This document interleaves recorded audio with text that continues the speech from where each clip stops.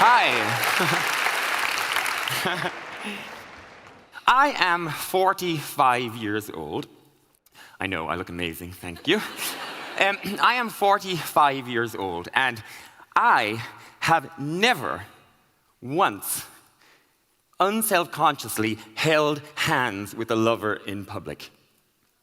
I'm 45 years old, and I have never once casually, comfortably, carelessly held hands with a partner in public. I don't know how many of you can even imagine what that might be like, because, of course, it's a small thing, isn't it, holding hands with a lover in public. And it's not that nobody wanted to, it's just that we didn't feel comfortable to do that. Now, like many gay people, when I was younger, in my young life, I struggled at one time against being gay. I didn't want to be different. I didn't want to be this thing that I didn't really understand, this thing that I had learned was shameful or joke-worthy. But when I eventually did sort of understand and come to accept who and what I am, I have never, since that moment, never once have I ever wished that it turned out differently. I am thoroughly, deeply, delightedly happy to be gay.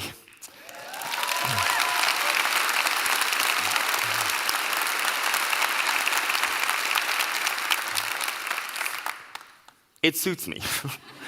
I am really good at it. And yet, every day I am jealous of straight people because that private little small, intimate gesture of affection has never once been mine. Every day I see young straight couples walking through the park and they are casually holding hands, and I am jealous of them. I see like a teenage couple at a bus stop, and she is leaning into him, and her hand is in his, and both of their hands are tucked into his jacket pocket for warmth, and I am jealous of that teenage couple. I will sometimes see a man, unconsciously put his hand, a protective arm, around his girlfriend, and she will link her fingers through his, and I am jealous of that.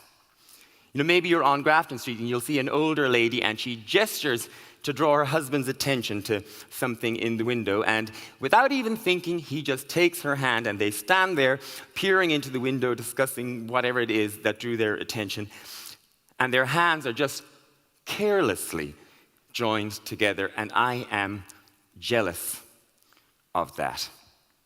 Because gay people do not get to hold hands in public without first considering the risk.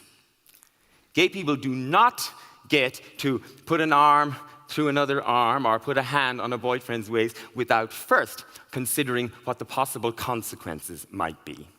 We look around to see where are we, who's around, is it late at night, what kind of area is it? Are there bored teenagers hanging around looking for amusement? Are there bunches of lads standing outside a pub? And if we decide that, okay, maybe it's okay, well then we do hold hands. But the thing is that now those hands are not casual and thoughtless. They are now, considered and weighed. But we stroll on hand in hand, trying to be just normal and carefree, just like everybody else. But actually, we're not, because we are constantly scanning the pavement ahead, just in case. And then even if we do see, a group of blokes coming towards us, maybe we will decide sort of silently to continue holding hands, defiantly. But now, our small, intimate gesture between two people in love is no longer a small, intimate gesture. It is a political act of defiance, and it has been ruined. And anyway, then you sort of think, well, we've had such a lovely afternoon, poking around in that garden center, looking at things for the garden we don't actually have. And then you think, all it will take is one spat faggots or a split lip to turn that really lovely afternoon into a bad afternoon that you will never want to remember. And even if you are somewhere where you think, it's perfectly fine here, nobody here is going to react badly to our tiny gesture. I don't know, say you're wandering through a posh department store. Even then, people will notice. Now, they may only notice because they're thinking, isn't it nice to see two gays holding hands in public? But they still notice. And I don't want them to notice. Because then our small, intimate, private, little human gesture has been turned into a statement, and I don't want it to be turned into a statement. Our little private gesture, like Schrodinger's cat, is altered simply by being observed. We live in this sort of homophobic world, and you might think that a small little thing like holding hands in public, well, it's just a small thing. And you're right, it is indeed just a small thing. But it is one of many small things that make us human. And there are lots of small things every day that LGBT people have to put up with that other people don't have to put up with. Lots of small things that we have to put up with in order to be safe or not to be the object of ridicule or scorn. And we are expected to put up with those things and just thank our blessings that we don't live in a country where we could be imprisoned or executed for being gay. And we are so used to making those small adjustments every day that even now we rarely ourselves even notice that we're doing it, because it is just part of the background of our lives, this constant malign presence that we have assimilated. And if we complain about it, we are told that we have nothing to complain about, because aren't you lucky that you don't live in Uganda? And yes, I am lucky that I don't live in Uganda. But that's not good enough. This isn't some sort of game or competition where the person who has it the worst wins the right to complain and everybody else has to just put up or shut up. Our society is homophobic. It is infused with homophobia. It is dripping with homophobia. And when you are 45 years old and you have spent 30 years putting up, 30 years absorbing all of those small slights and intimidations and sneers and occasionally much worse, you just get tired of it. You get fed up putting up. I am fed up of reading yet another article by yet another straight person explaining why I am less somehow than everybody else. You get fed up listening to people describe you as intrinsically disordered, people who don't even know you from their celibate pulpits.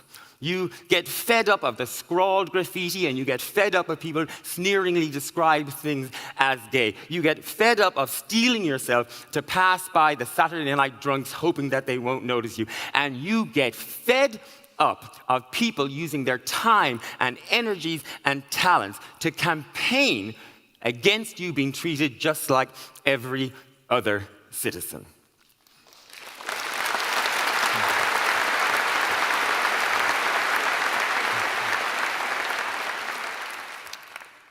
I'm 45, and I'm fed up putting up. Now, I would, of course, prefer if nobody harbored any animosity towards gay people or any discomfort with gay relationships. But I can live with the kind of small, personal, private homophobia that some people might have. For example, I can live with Mary in Wicklow, who sometimes turns on the television and sees Graham Norton and thinks, oh, he seems nice enough, but does he have to be so gay? I can live with that. I can live with Mary, who doesn't know any gay people apart from that fella who does her hair once a month in curl up and dye.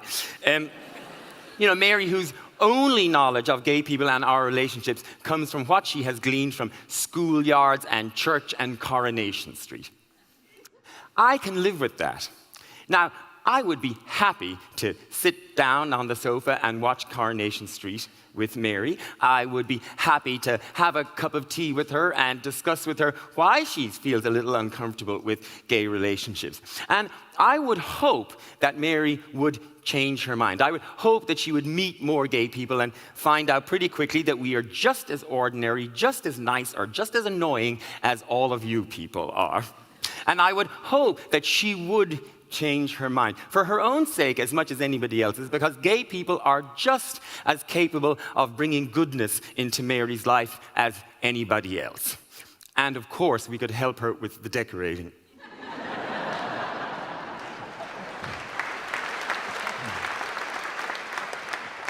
But that kind of personal discomfort with gay people and their relationships is entirely different from the kind of homophobia that manifests itself in public, the kind of homophobia that manifests itself in an attempt to have LGBT people treated differently or less than everybody else, the kind of homophobia that seeks to characterize gay people and their relationships as less worthy of respect.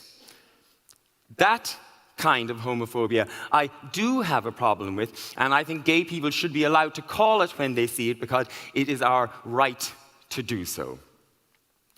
Of course, many people object to the word homophobia itself. They object to the phobia part. I'm not afraid of you, they say. But I'm not saying that homophobes cower in fear every time they pass a Cher album, but they are afraid. They are afraid of what the world will look like when it treats gay and lesbian and bisexual people with the same respect as everybody else. They are afraid that they won't fit in this brave new world of equality. But of course, their fear is irrational, because of course the world will not look any different. You know, kids will still want to eat ice cream, dogs will still play fetch, the tide will still come in, and parallel parking will still be difficult. You know, the most vocal homophobes who, know that they long ago lost the arguments, around the decriminalization of homosexual sex, or every other advance for gay people since. These days, you'll find those very vocal homophobes clustered around the same-sex marriage debate. And it is quite the spectacle. Because, of course, they know that they can't come just right out and bluntly say what drives them, which is an animus towards gay people and a disgust at what they imagine we do in bed, because they know that that won't wash with the general public anymore. So they are forced to sort of scramble for any other reason that they can think of to, argue their case. So, gay people are going to destroy the institution of marriage. Gay couples will be wandering through orphanages, picking babies off shelves, trying to find one that matches their new IKEA sofa. Or that allowing gay people to get married will destroy society itself, and many, many more. Well, including my own personal favorite, which is the old argument that the word marriage is defined in some dictionary or other as a union between a man and a woman, and that therefore same-sex marriage can't possibly be a marriage, which is a piffling argument against words and dictionaries and not an argument against same-sex marriage. Of course,